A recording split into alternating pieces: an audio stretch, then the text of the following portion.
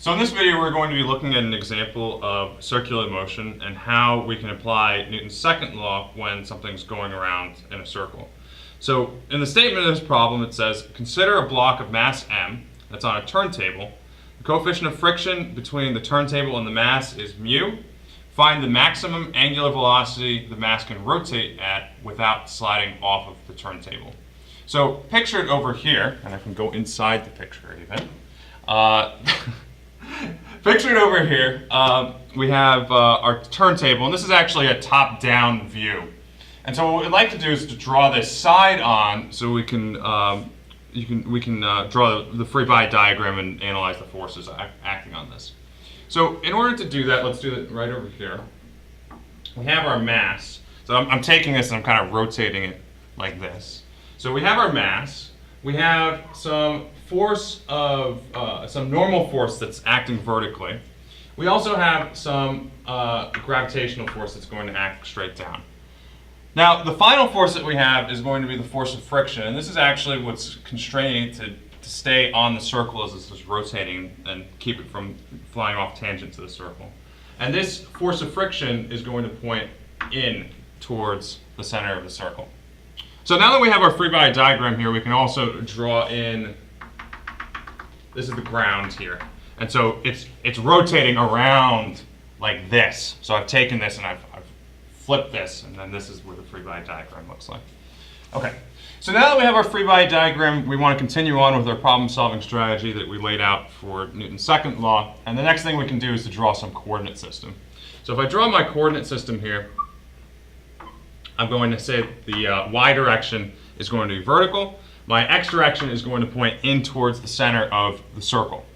Okay, we got our coordinate system, we got our free body diagram. The next thing that we can do is write down Newton's second law. And that's to say that the sum of the vector forces is equal to the mass times the vector acceleration. Because it's a vector, this means that we sum our forces in x as well as in y. And so we can say that the sum of the forces in the x direction is going to be equal to this force of friction. And that's it in the x direction. Now, this is also going to be equal to the mass times acceleration in the x direction. And we're going to revisit this in a moment once we evaluate our sum of forces in y. So for our sum of forces in y, we say sum of force y is going to be equal to n, because this is going to be in the positive direction, minus mg is equal to may.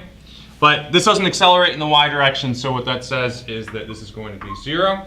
We can use that in order to solve for what the normal force is, and we see that the normal force is going to be equal to mg.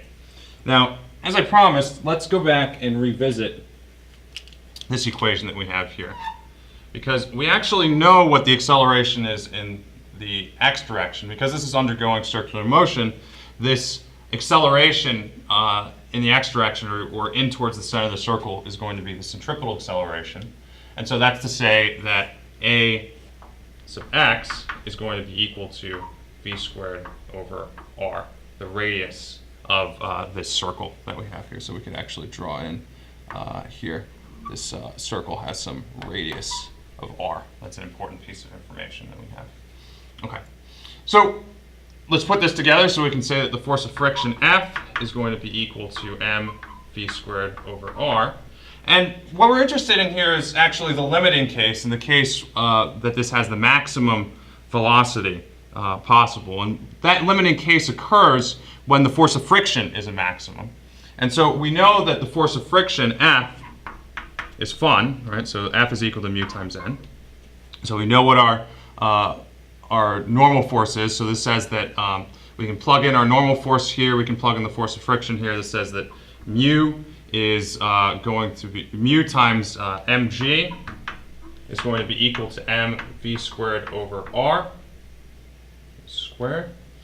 We can cancel our mass, and now we have some expression for the velocity if we move this radius over to the other side. And so I can rearrange this to say that the velocity squared is going to be equal to r times mu times g. Okay, and this is almost the answer, but we're asked here not to find what the the tangential velocity is, but we're asked to find what the angular velocity is. And so the additional piece of information I need to add here is the relationship between the angular velocity and the linear tangential velocity. And that's just to say that v is going to be equal to r times omega. And now we don't actually have to solve this explicitly for omega, but we have the solution fully parameterized here. Okay? And that's it.